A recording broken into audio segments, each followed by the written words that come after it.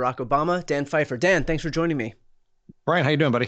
I'm doing okay. So we're in a rare position now where Democrats Mm, have actually gone on offense. This thing is mm, moving forward. We have the California mm, map redraw is going mm, to be on the ballot on November 4th. So we're down to the wire here. We've got 10 weeks to make the case mm. to voters. And so first and foremost, from a messaging perspective, knowing that Republicans are going to go all in against this thing, how are you thinking about messaging this? I think this is all about base turnout. It's about getting our voters out. This is going to be a very low turnout election. There are some municipal elections, but this is the only thing on the statewide ballot. So it's all like this is not about persuading a bunch of swing voters who are already turning out and they're voting on the mayor, the comptroller, and a bunch of other state initiatives. This is just pure if you care about this, turn out and vote. And so it's really, I think the big thing is it's not about what we say, it's to making sure that people hear and know it's on the ballot. So this is all about grabbing attention over the next 10 weeks. How much of a concern do you think that the quote unquote good government folks, Arnold Schwarzenegger, the League of Women Voters, are going to pose? Kind of, I mean, like when I think about what they're doing in terms of opposing this move, it's kind of like looking at redistricting and gerrymandering in a vacuum, but we Yeah. can't look at it in a vacuum because Right. we have to look at it in response to what's happening in Texas, Missouri, Indiana, and Mm. Florida. But still, that doesn't seem enough to move these people who are only kind of looking at it with blinders on and recognizing what's happening in California. And so, how much of an issue do you think that's going to pose?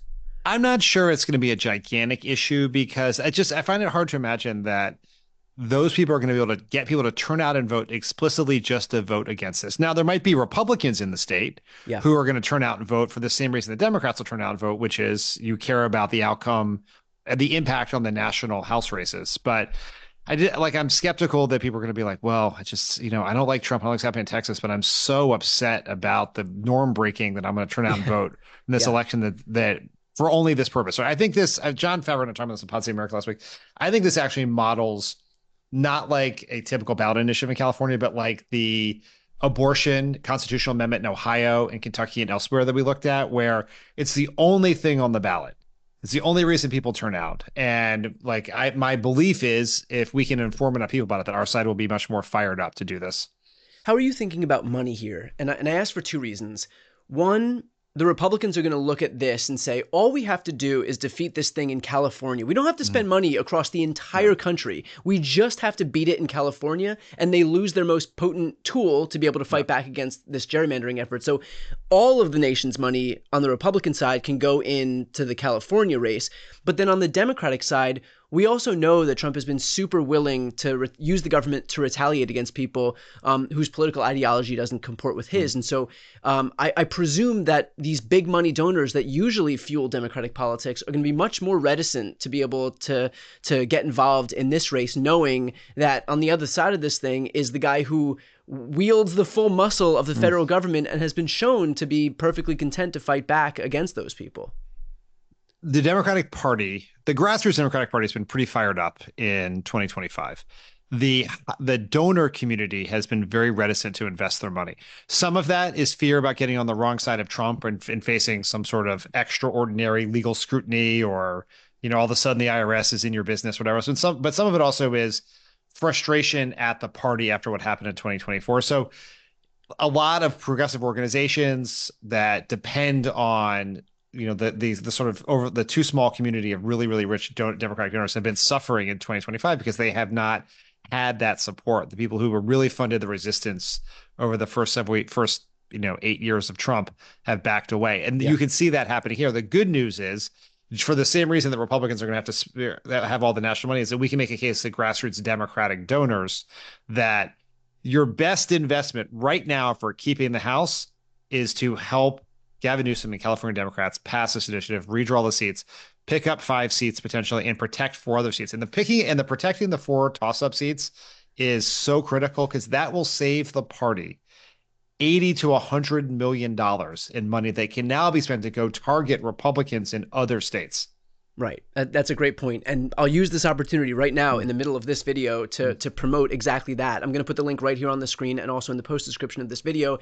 Very important to contribute to this effort right now for all of the reasons that we're talking about. So keep an eye on that link. If you have any interest in donating, this is a great time to do so. Dan, how are you thinking about this in terms of the other governors now? Newsom, in my interview with him, when I spoke to him on Thursday, stressed the importance of not just kind of feeling complacent with the fact that California is fighting back, but also kind of trying to give a kick in the ass to these other governors who are saying the right things, but who thus far haven't really moved forward with any concrete steps in the same way that California has. Look, if we're being totally honest here, we do not have the weapons the Republicans have in this fight. They have more states where they can draw the maps more aggressively to pick up more seats. Like that, they have Missouri, that Florida can be incredibly aggressive if they choose to be. But we have to, everyone has to get involved, right? That means Illinois, right? There's a chance to pick up seats in Illinois. New York is, I think, quite challenging. There are legal and logistical reasons that make it hard. However, I will say, everyone said that about California, and Gavin Newsom figured it out. So I don't know whether there could be some creative thinking about ways to get this done in New York. Maryland, I certainly hope they will move forward. They really only have about one seat that they could possibly do, but we'll take that seat, right? The House has come down to 5 seats in multiple elections, so every single one is going to help. So what I really hope is that Gavin Newsom has sent a message that the water is warm. Come on in. You can do this. And I think the real sort of national acclaim and gratitude he's gotten from Democrats around the country after this announcement, I will hopefully encourage some of these folks to do the same. Do you think that it offers something of a permission structure for these other governors who look, Democratic politicians are not generally like risk takers anyway? No. I mean, like you and I think can both agree that our party has a long history of sending out strongly worded letters and feeling like we've done something. Do you think that this is enough of a kick in the ass for these other governors, other state legislators to see that the reaction that Newsom is getting, the reaction that these California Democrats are getting, and want to join in? Yeah, and I think also a lot of the names that I mentioned as governors are people thinking of running for president. Gavin Newsom is someone who was also likely to run for president. And so hopefully there's a little competition, whatever it takes, right? Whether it's he creates a permission structure, whether they want to get the same level of sort of attention he's getting, or they don't want to fall behind in the invisible primary for 2020. Right. Whatever reason it takes. It doesn't need to be virtuous. Yes, yeah. Whatever the reason is, if it gets him to do it, great. Let's do it. How are you thinking about the Texas Democrats here? Because there is some reporting that the Texas Democrats may be preparing to go back, and that they will look at their quorum break as not a movement to deprive these Texas Republicans of being able to pass their maps, but rather a way to get this into the zeitgeist in a way that refusing to do a quorum break wouldn't have. And so are you looking at this in terms of a success? Do you wish that they would have stayed longer? How are you thinking about the Texas Democrats? I think there's no question that they raised attention for this, right? Like certainly them being in Illinois and being in New York puts pressure on and gives encouragement to and comfort to the governors there who we want to move. They've raised attention on. There's a point Newsom made to me when I talked to him for Pod Save America earlier this week. It was probably always unrealistic to think they would stay out of the state indefinitely. Right. There is they're stopping all legislative business in the state, including flood relief for the Hill Country. And so like ideally they would do it. They'd stay till the end of the year and making it possible for Abbott to do it. And that's probably too much to ask for them. But if they go back, I think it is fair to say that they help advance. They made it easier for Newsom to do this, and they've encouraged the other governors to do it. And they've raised awareness of it. So this was not a failed effort. What was the most striking part of your interview with Newsom?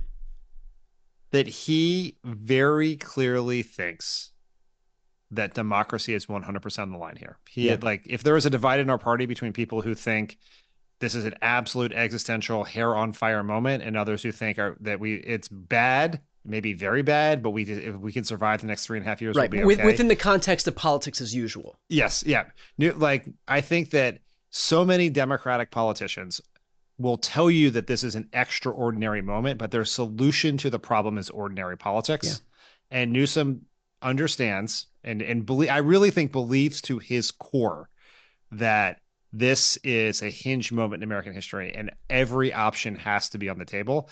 And that came across very clearly. And it was highlighted by the fact that the ICE agents showed up outside of his press conference to just to try to intimidate people going out. Oh, and I would say one other thing that was incredibly shocking. A point he made that is quite alarming is that he believes that in the 2026 elections, or maybe even this election coming up, that the Trump administration will deploy these agents to be outside of polling places. Yeah. Right, to intimidate voters. Yeah, which he has a track record of trying to do. But just Yeah. on that last point, why don't other Democrats get it? Like the people who are super clued into politics, who are paying attention every day, who see the very obvious descent into autocracy, like we see. All of these other people have insight into this stuff, just like Gavin Newsom does. And so why can't they meet this moment with the urgency that it deserves in the same way that he is? That's what I'm not understanding, because look, the governor of New York, like all of these other governors see the same info that he's seeing. They're all political junkies as well. And so if Newsom can see it, why aren't they meeting that same kind of like threshold as he is? I think it's a different answer for different people. I think if we're being as generous as we possibly can, there's the reality of, like, particularly when you get to Democrats in Congress, there's limits to what they can do. Like, what does an extraordinary measure from House Democrats look like? It's Hakeem Jeffries speaking for 7 hours to delay the bill, but ultimately the bill is going to pass. Yeah. Right. So I think that part of it is that we do have and I'm guilty of this, even though I should know better, because I worked in the Senate, I've been in Senate leadership, I've been in that White House, I should know all this. We have expectations that are sometimes outsized for what Democrats can actually accomplish. But I think there's also a poverty of imagination, where it's just like, no one's ever been here before. They've never done this before. We don't know exactly what to do. Like the idea that a mass strike, or trying to put together the largest protest in American history, or shutting down the government, which is something Democrats never do, should be on the table. It's just like, forget it. I think people have struggled to wrap their mind around, even if they intellectually know this is really bad, they just don't have the mental capacity or the toolkit to fathom what the right response is, because we've never been at this point in American history. Yeah, but to that point, I mean, it's time to get creative. It's time to think about whatever we can do in the same way that Republicans have been doing it for the last 10 years to make whatever they want to have happen. Like, they will change the rules as they go. Doesn't matter. They'll see through it to the end. So I think that it would behoove Democrats to start to get creative here. Highly recommend for everybody who's watching right now, if you are not yet subscribed to Pod Save America's YouTube channel, it's completely free to subscribe. I'm going to put the link right here on the screen and also in the post description of this video. Please help us elevate these voices, progressive voices, in this progressive media ecosystem. Again, link is right here on the screen and also in the post description of this video. Dan, appreciate your time. Awesome. Thank you, Brian. Great to talk to you.